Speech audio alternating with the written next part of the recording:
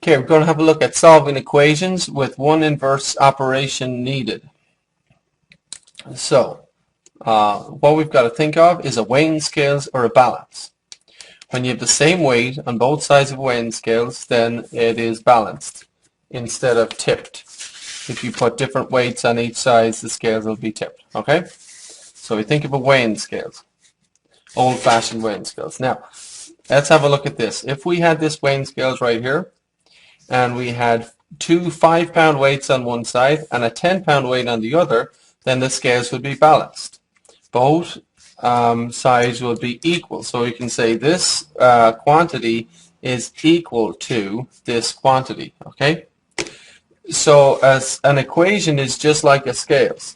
5 plus 5 is equal to 10, right?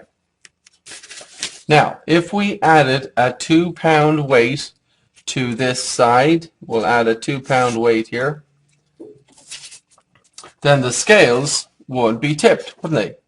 Because this side is now heavier. So the question is, how do we make the scales balanced? How do we balance the scales?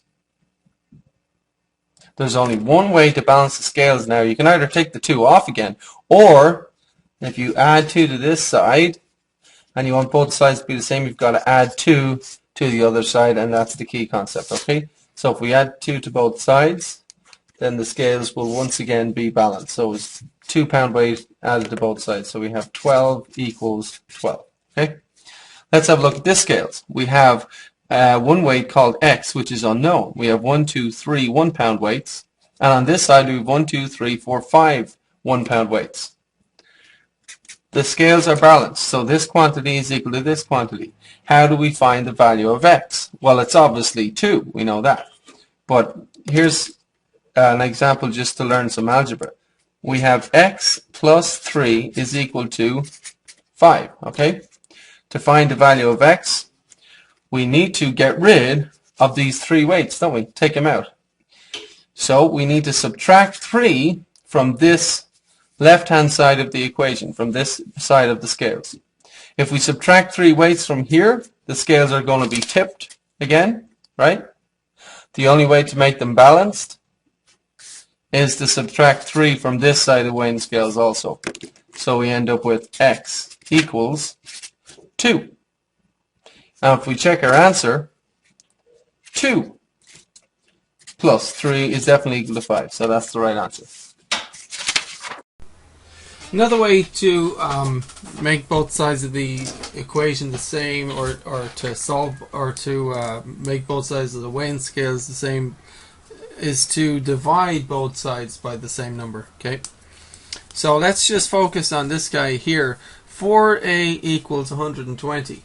Now 4a, let's imagine that is saying 4 apples. 4 apples equal 120 cents, let's say. So how much does each apple cost? And what would you do to figure that out, right? Now 4a, 4 apples, is the same thing as 4 times apple. It's just, it's a little bit simpler just to write 4a instead of 4 times a, okay? But, you could say I have 4 apples, there are 4 apples on the table, or you could say there are 4 times an apple on the table. It means the same thing. 4 times an apple is the same thing as 4 apples. It's just another way of writing it. Okay, so in any case, if 4 apples cost 120 cents, how much does 1 apple cost?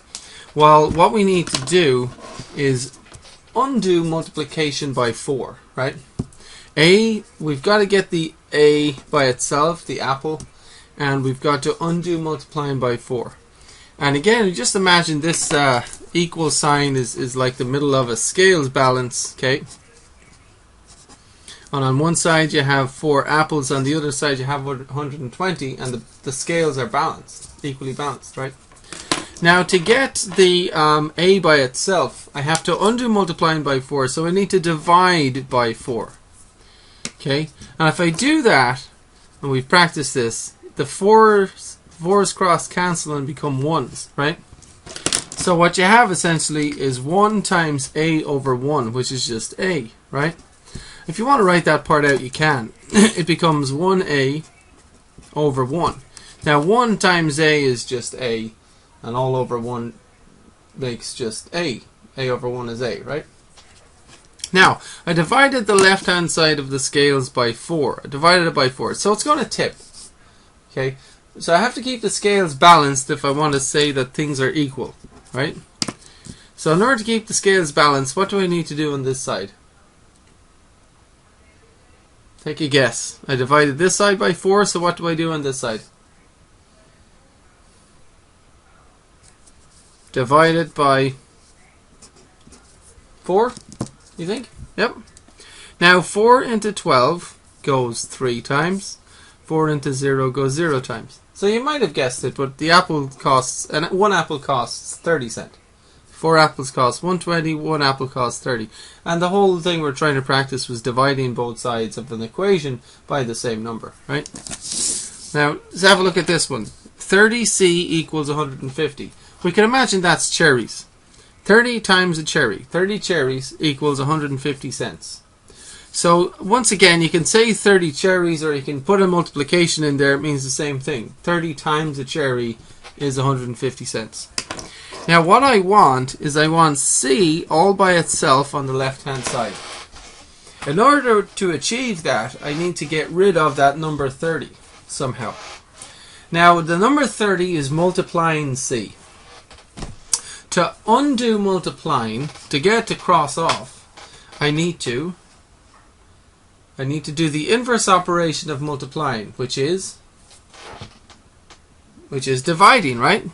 So I need to, in fact, divide by what? Divide by 30, yep.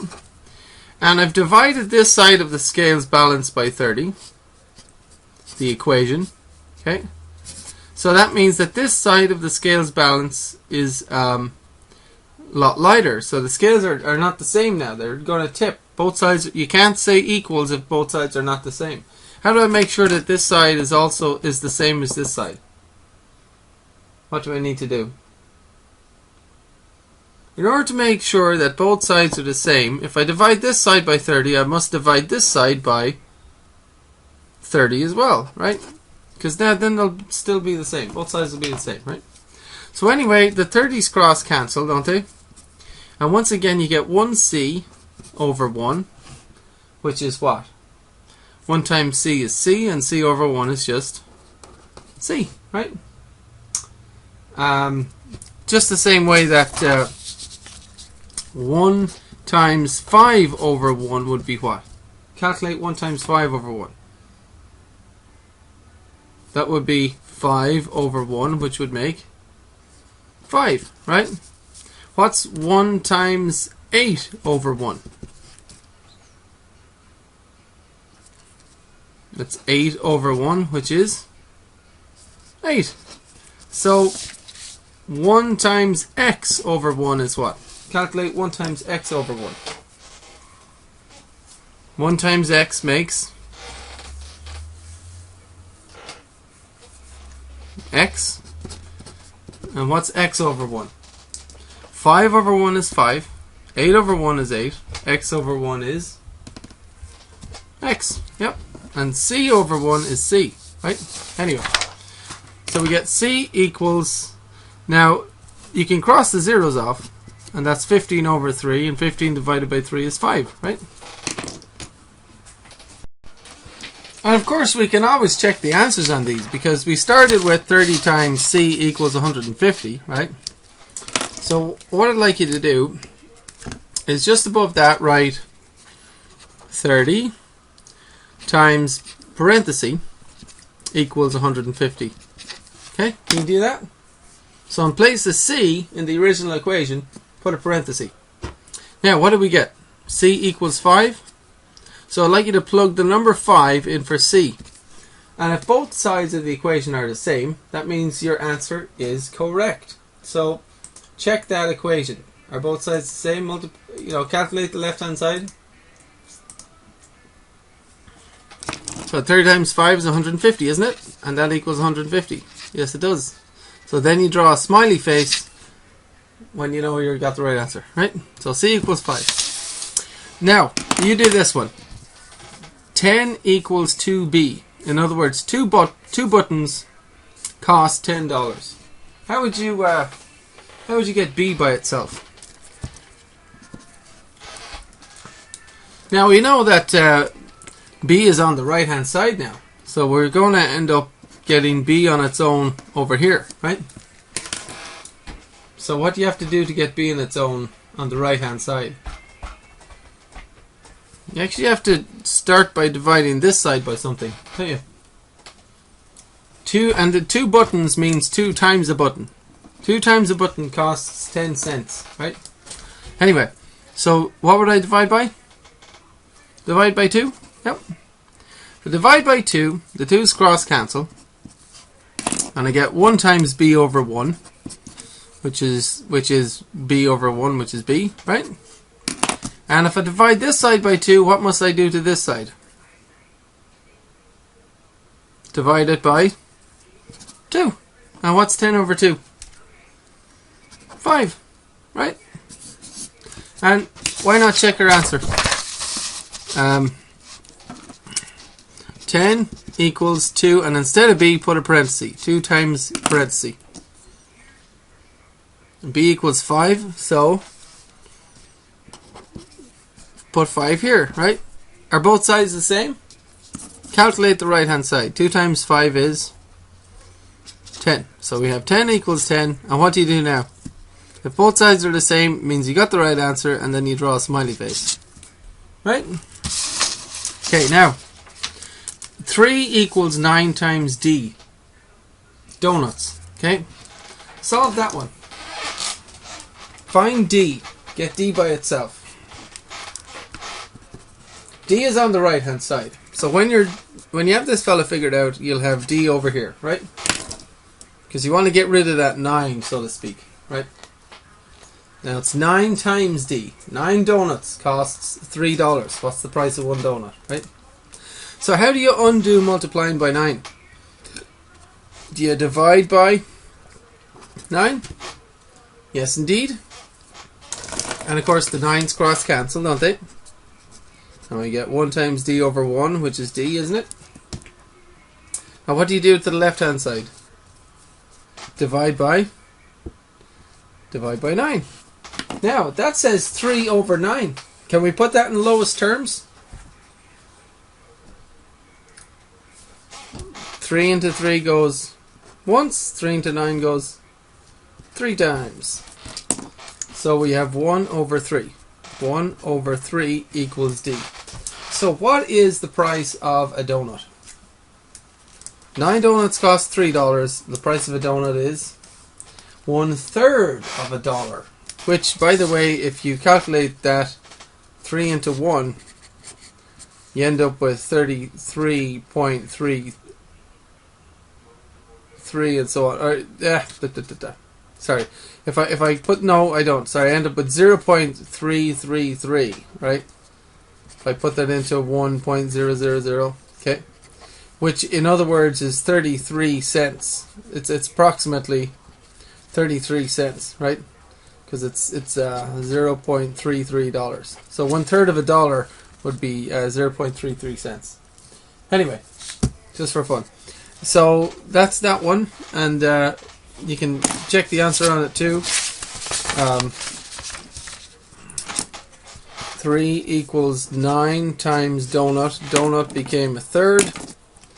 D equals 1/3. Put 1/3 in there, right? And now you've got to multiply 9 times 1/3. How would you do that? How do you multiply a whole number times a fraction? You turn the whole number into a fraction as well, right? 9 over 1. Multiply the tops, multiply the bottoms, you get 9 over 3, which makes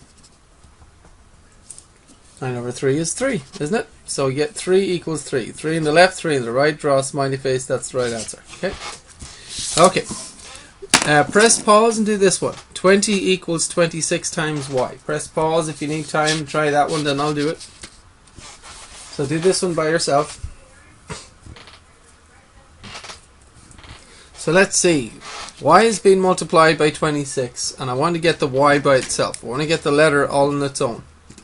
And it might be like 26 yo-yos costs $20. What's the cost of one yo-yo? Anyway, divide by 26 on both sides. Okay. On the right hand side, the 26 cross cancels, and I have 1 times y over 1, which is y. On the left hand side, I have 20 over 26. Can you put that in lowest terms? Well, they're both even numbers, so what goes into two even numbers? Well, 2 probably, right? 2 into 2 goes once, 2 into 0 goes 0 times. 2 into 2 goes once, 2 into 6 goes 3 times. So we get 10 over 13 equals y. Okay? And if we check that, that'll work out correctly as well. Try this one. 396 equals 9 times h. Now you might say that this is dollars. $396 equals 9 times h, where h would be the number of hours you work. And 9 might represent $9 per hour. So if you're getting paid $9 per hour, and you make 396, or how many hours do you have to work to get $396, right? That could be the problem. So anyway, how do you get h on its own? It's been multiplied by 9. You've got to divide, right? Divide by 9. And what do you do on the left hand side as well? Divide by 9, right? So 9 to 9 goes once here and here. And on the right hand side I get 1 times h over 1, which is h, right? Alright, so we got to divide the left hand side by 9 as well, right? So 9 into 396. You might want to write that somewhere else. 9 into 396. You know, just take your time and do the long division. 9 into 39. It's 4 times, isn't it? 4 nines, 36. Subtract that, we get 3. Bring the 6 down. 9 into 36. Again. 4 times, right? 4 nines, 36. Subtract and get 0 if you want to do it that far. So anyhow, h equals 44. So if you're getting paid $9 an hour, you have to work 44 hours to get $396. So that would be that equation solved.